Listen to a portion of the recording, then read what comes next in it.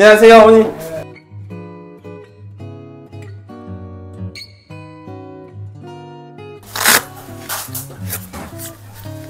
오시면 이렇게 혈압 체크 먼저 진행을 하는 건가요? 아, 네. 기본적으로 해야 되는 거는 다 해요.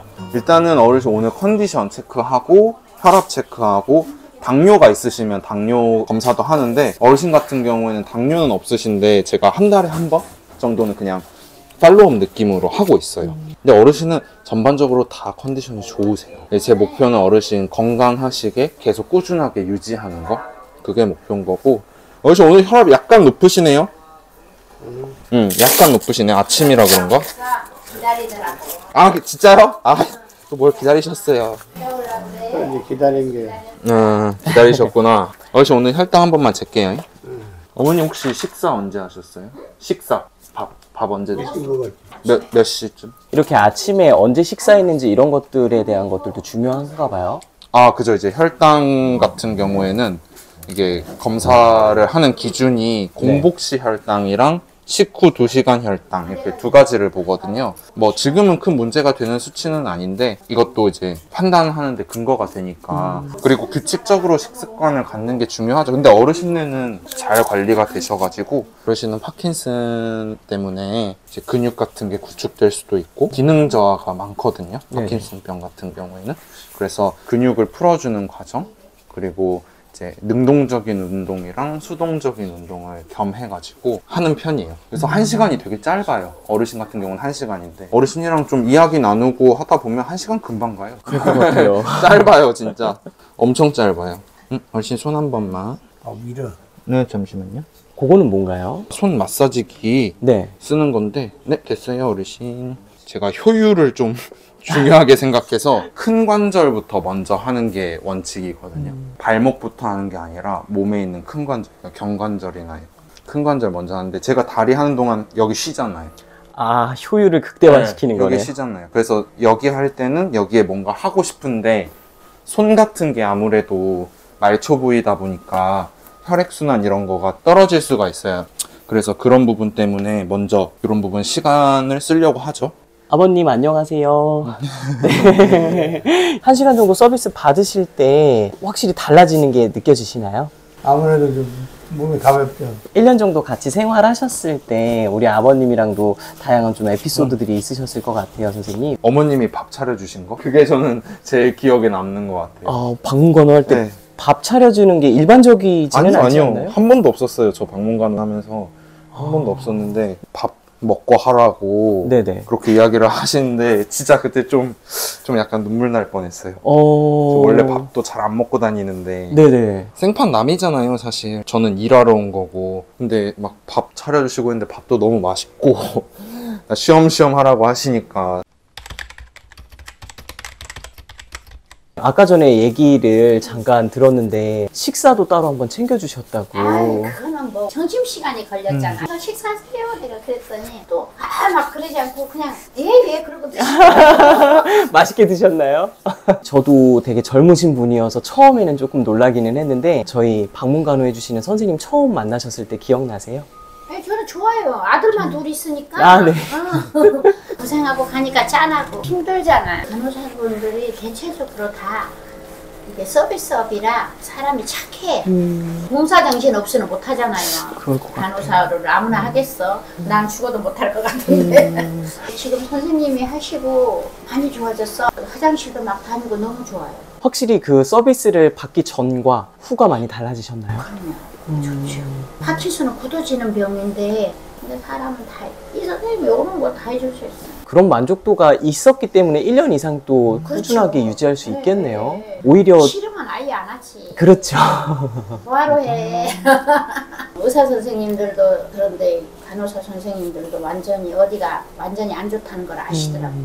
좋아요, 어쨌거나 잘생긴 것 같아. 근데 모르는 사람이 너무 많아. 저 친한 분이 한 분 계셨는데 여기 살았거든요. 그 집에 살아오는 거 싫어가지고 요양사도 안 썼는데, 제가 이렇게 하는 거 보고 그 동생이 후회스럽다고. 그때 당시에 우리 오빠도 이렇게 아빠처럼 이렇게 해줬으면은 더 오래 살았을 텐데 왜 이걸 안 했는지. 근데 또 신우가 해달라 할 수는 없잖아. 저도 찾아보다가 알게 됐었지만 네, 이게 진짜 몰랐어요 전혀. 예. 잘 자식들이 좀 그런 거 많이 찾아가지고 했으면 좋겠어. 자식들이 잘하지. 뭐 똑똑한 엄마들이 얼마나 되겠어 요즘에. 실질적으로 자녀분들이나 자식분들께서 직장 생활을 하다 보니까 부모님들을 케어할 분은 배우자인 것 같더라고요. 맞아요. 우리 아들도 몇 번 불러댔더니 짜증나고 막.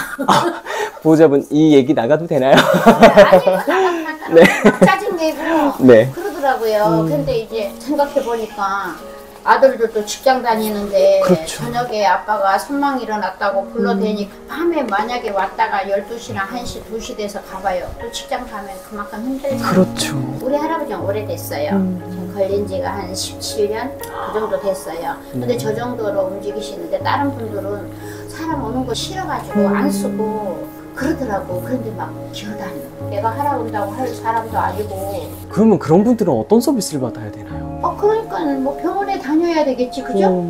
병원에 다녀야 되는데 제가 모시고 가야 되잖아. 병원에 가려면 제가 모시고 갈 수가 없잖아. 사람이 몸이 가벼워도 힘든데 남자는 여자가 못해요. 힘들어서. 제가 대변, 소대변 받아내 봤는데 장난이 아니더라고. 난생 시험 해가지고 너무 고생했는데 할 수가 없어. 그러니까 이렇게 오시는 게 좋아. 나는 좋은데 싫어하는 사람 싫어하니까 어쩔 수 없지. 선생님 이거는 뭐 하시는 건가요? 하지 공기압 마사지기인데 아, 네. 손 할 거라서 시간이 남잖아요. 네.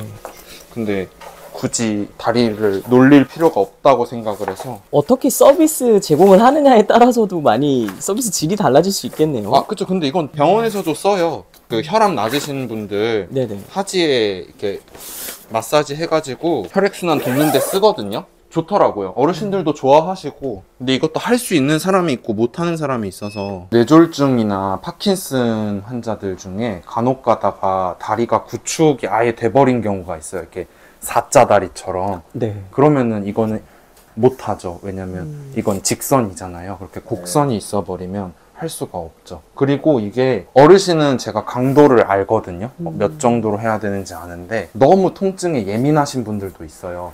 병원 생활을 오래 하거나 항암 치료를 오래 하게 되면 통증에 대한 감수성이 높아져가지고 작은 통증에도 되게 예민하게 반응하는 경우가 있거든요. 그런 것들이 여러 개가 있다 보니까 네네네. 하실 수 있는 분한테는 해드리려고 하죠, 저는. 이런 준비 물품이라든지 의료 물품 같은 경우에는 직접 따로 구비를 해야 되는 건가요? 센터에서 도움을 좀 많이 주시고 근데 이런 것들은 그냥 저는 제가 남들이랑 다르게 하고 싶어서 다 제 손으로 해도 되는데 뭔가 어르신들 입장에서는 뭐 이런 거 하나하나가 좋으니까 왜냐면 이거 하나 사는 것도 부담일 수도 있잖아요. 방문, 간호, 요양을 떠나서 경제적 수준이 다 동일하지 않아요. 어떤 분들은 되게 어려운 분들도 있고 정말 집에 침대가 없는 그런 분들도 있어요. 근데 그런 분들한테는 이게 어떻게 보면 좋은 기회가 될 수 있잖아요. 사고 이제 관리를 잘 해야죠. 왜냐면 여러 명이 쓸 수가 있잖아요. 저 같은 경우는 이거 쓰고 나서 알코올 스프레이 뿌려서 다 말려놔요. 이게 방문 간호라는 게 짧게 보고 서비스를 제공하는 걸로 생각하면 안 되겠네요. 보통 재활하는 어르신은 8개월 넘게 인연이 계속 되고 있거든요. 계속 하게 돼요. 오래 이어질 수밖에 없어요. 왜냐하면 만성적인 거고 급성기적인 게 아닌 거기 때문에 관리가 계속 필요해요. 그러다 보니까 오래 지속하게 되고 오래 하다 보면 간호사와 이제 대상자의 이런 라포가 아니라 손주 아니면 아들 이런 관계가 돼버리기 때문에 저는 사실 제가 맡으신 어르신들은 임종까지는 거의 다 제가 보는 것 같더라고요. 그런 마음으로도 하고 있고. 한편으로는 마음이 아프지만 되게 감사한 일일 수 있겠네요. 그죠. 제가 누군가한테 쓸모 있는 사람이 된다는 건 되게 저는 값어치 있는 일이라고 생각해요. 그죠, 아버님? 아버님은 원래 말수가 없으세요? 아버님이 말수가 없으신데 표현은 다 하세요. 그래도 저는 아버님 맨 처음에는 조금 무서웠거든요. 네. 말을 너무 안 하셔가지고 네. 그런 거 있잖아요. 외유내강이라고 네. 반대인 경우도 있고 그게 맞는 것 같아요. 저는 몰랐는데 어머님이 말씀해 주셨는데 제가 언제 오는지 계속 물어보신다는 거예요. 근데 저랑 있을 때는 그런 말 안 하시는데 그래서 진짠가? 막 이러면서 저도 이 집에 방문 간호 한 지가 좀 됐잖아요. 네. 그러다 보니까 저도 편해요. 저도 제가 일하는데 불편하면 오래 하기가 힘들죠, 당연히. 네. 근데 어르신네는 오면 그냥 편해요, 저도. 오래됐으니까. 근데 어르신네가 너무 저를 좋게 봐주시는 게 큰 것 같아요. 제가 생각했을 때는. 그만의 이유가 있겠죠? 근데 어쨌든 평가는 제가 하는 게 아니라 남이 하는 거기 때문에 네. 항상 겸손하고 뭐 빠뜨린 거 없는지 체크하고, 그리고 잘 기억하는 게 좋은 것 같아요. 어떤 어르신이 하셨던 말씀 이런 거나 추가적으로 요청하시는 거 네. 이런 것들도 제가 잘 기억했다가 캐치하고, 은연중에 이야기하시는 거를 제가 빨리 해결을 해드려야 되거든요. 그런 것도 중요하죠. 어떻게 보면 센스? 그런 게 있어야 될 것 같아요. 그런 거는 어떤 거든 마찬가지겠지만 그냥 항상 조심하고 무리하지 않고. 그리고 이 재활간호 같은 경우에는 할 수 있는 간호사가 많지 않아요. 몸을 많이 쓰다 보니까 아무래도 힘든 부분도 있고, 그리고 이게 제가 하는 게 막 별거 아니네 라고 생각할 수도 있는데 은근 공부를 많이 해야 위험한 상황을 방지할 수가 있거든요. 저는 다행히 이제 수술실에서 척추관절병원에서 일하다 보니까 그런 거는 조금 더 인사이트가 있어서 공부할 때 조금 수월했던 것 같아요. 또 쭉! 하나, 둘, 셋, 넷, 다섯. 아이고. 한 번 하시면 땀이 많이 나실 것 같은데요. 땀 나죠. 근데 땀 나야 제대로 일한 거니까. 어머니 올 때 이거 제가 알아올게요. 저번에 이거 어머니가 물어보셔가지고 보호자분이 물어보셔서 잘 안 보이시잖아요. 노안이 오시잖아요. 그럼 일단 글자가 커야 돼요. 무조건. 그리고 설명서 읽어보고 쓰세요 이렇게 하는 게 아니라 네. 어머니 한번 해보세요 하고 직접 같이 한번 봐야 돼요. 그래야 나중에 혼자 하실 때 안 헷갈리지. 안 그러면은 헷갈려. 분명 말로는 다 아신다 그러거든요. 네네. 막상 해보라 그러시면 이러시거든요. 그렇죠. 또 그때도 어머니 한번 봐드렸고, 아버님이야 뭐 당뇨나 이런 건 없으시니까 운동 잘 하시고 산책을 자주 가시거든요. 가실 때 안 넘어지도록. 넘어지면 사고 나니까. 그렇죠. 이제 어지럽다, 균형 감각이 좀 흔들린다 싶으면 그냥 바로 그 자리에 주저앉아야 되거든요. 벤치 찾으려고 걸어 다니다가 넘어져요, 보통. 그 자리에 그냥 바로 이렇게 앉는 게. 네, 그냥 앉는 게 제일 안전해요. 뭐 그런 거 이야기 드리고, 방문간호 끝나고 나서는 소소한 이야기 하다가 가는 거죠. 사실 이런 서비스 연결이 네. 이런 소소한 얘기를 통해서 네. 그 보호자분들과 어르신들의 니드? 그런 사항들을 확인할 수도 있겠네요. 그죠. 그래서 어르신 말을 허투루 들으면 안 돼요. 지나가는 말씀으로 하시는 걸 수도 있는데 좀 진지하게 받아들이고, 준비할 거는 또 준비해 드리고, 그렇게 하는 게 좋은 것 같아요. 다음에는 그냥 똑같이 이제 월, 수, 금 이렇게 올 것 같아요. 제가 그 당산동 어르신 어떻게 되실지 몰라서 그분 빠지시면 뭐 그때 가서 또 시간 땡기실 수 있으면 좀 땡겨드릴게요. 아픈가 보구만 더. 좀 상태가 안 좋으셔가지고 뭐 일단은 계시는 동안에는 자주 와달라고 하니까 네, 그게 저도 후회 안 남을 것 같아가지고. 저도요. 감사합니다. 잘 가면서 먹어야겠다. 네. 저는 뭐 물을 안 먹어가지고 잘. 커피 줄까? 괜찮아요. 지금 몇 개를 주셨는데요. 수고하셨어요. 네, 월요일에 뵙겠습니다.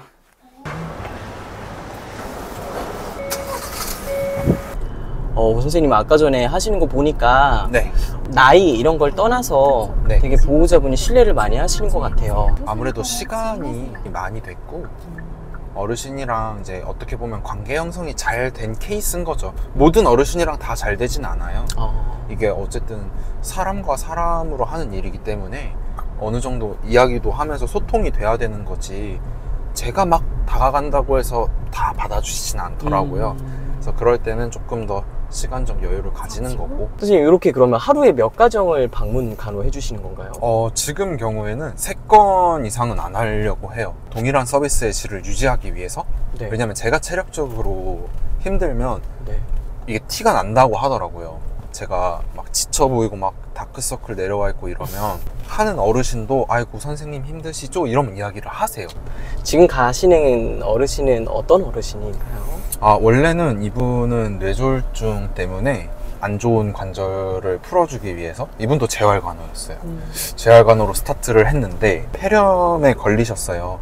네. 폐렴에 걸리셔서 그때부터 진짜 급격하게 컨디션이 안 좋아지고 욕창도 생기시고, 근데 욕창이 지금 전혀 차도가 없는 상황이에요. 이분 같은 경우는 영양 불균형도 되게 심하고, 왜냐면 못 드세요 지금. 그래서 수액 이런 것도 필요한 부분이 있는데, 가족분들이 기관절개관이라든지 이제 목에 호흡을 위해서 하는 그런 거를 전혀 원하지 않으세요.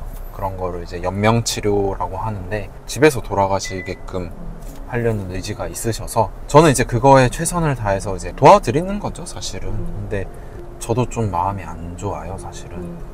내가 뭘 잘못하고 있나? 라는 생각이 들 때도 정말 가끔씩 있고, 다른 간호센터에서도 더 잘해줄 수 있다? 이야기를 했었나 봐요. 근데 보호자님이랑 따님이 우리는 우리 간호사 선생님 말고 아무한테도 맡길 생각 없다 라고 이야기를 하셨다고 저한테 이야기를 해주셔서, 일단은 그렇게 말해주시니까 제 입장에서는 감사하고, 근데 영 호전이 안 되고 왕진 의사 선생님이 다녀가시고 식사량을 줄이셔도 될 것 같습니다, 이렇게 이야기를 하셔도 돼요. 맨 처음에는 보호자분이 그 말을 이해를 못 하시더라고요. 저한테 물어보시는 거예요. 선생님, 식사량을 줄이셔도 된다고 하는데 이게 무슨 의미일까요? 저한테 그러시는 거예요. 그래서 따님한테 말씀드렸죠. 이거 어떤 의미신지 아시죠? 하니까 따님은 바로 아시더라고요. 요즘 제가 또 관심을 갖고 보는 게 호스피스거든요. 요즘 그런 말 하잖아요. 웰빙보다 웰다잉이 더 중요하다고. 근데 정말 그게 맞는 것 같더라고요.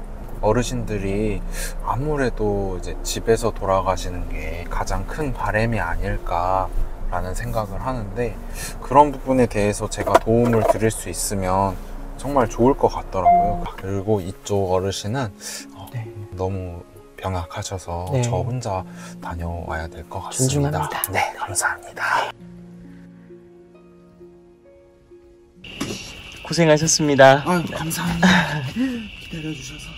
선생님, 그 어르신은 좀 어떠셨어요? 일반 병원처럼 사실 해줄 수 있는 게 많지 않아요. 욕창도 있으시니까 할 수 있는 거는 해야죠. 보호자분들이 궁금해 하시는 거나 이런 거 답변해 드리고 하다 보니까 오히려 조금 더 오래 있었던 것 같아요. 간호사님, 이 일을 하길 잘했다라고 생각이 드는 상황들이 있나요? 도움을 줄 수 있는 능력이 있다는 것 자체가 되게 보람찬 일인 것 같아요. 제가 간호사가 아니었으면 건강 문제에 대해서 조언도 못 해드리고 도움을 줄 수가 없잖아요. 보람찬 일의 연속인 것 같아요. 선생님 덕분에 좋아졌어요 라는 말을 들었을 때 진짜 자부심을 많이 느꼈어요. 나 진짜 간호사라는 일 하길 잘했구나. 필요한 사람이 되고 싶어요.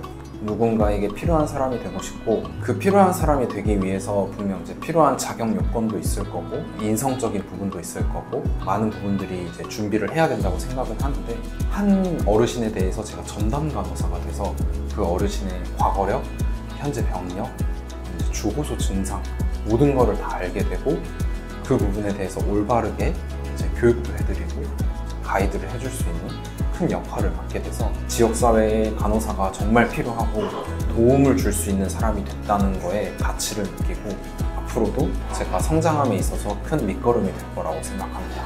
우리 현장에서 애쓰시는 방문 간호사 선생님들께 응원의 한마디 부탁드리겠습니다. 제가 본 방문 간호사 선생님들, 센터장님들을 보면 그냥 그 자리를 수십 년 지켜오신 분들이에요.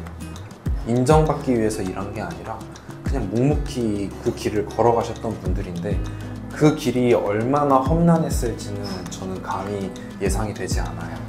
지금보다 훨씬 더 열악했을 거고, 그럼에도 불구하고 그분들이 지금 자리를 지켜오셨기 때문에 방문간호 서비스가 아직까지도 유지되고 있다고 저는 생각을 해요. 그래서 앞으로 어떻게 보면 제가 해야 될 일은 보다 나은 발전된 서비스를 높이는 게 숙제가 될 거라고 생각하고요. 지금까지 이렇게 방문간호 필드에서 열심히 일하시는 선생님들 모두 존경합니다.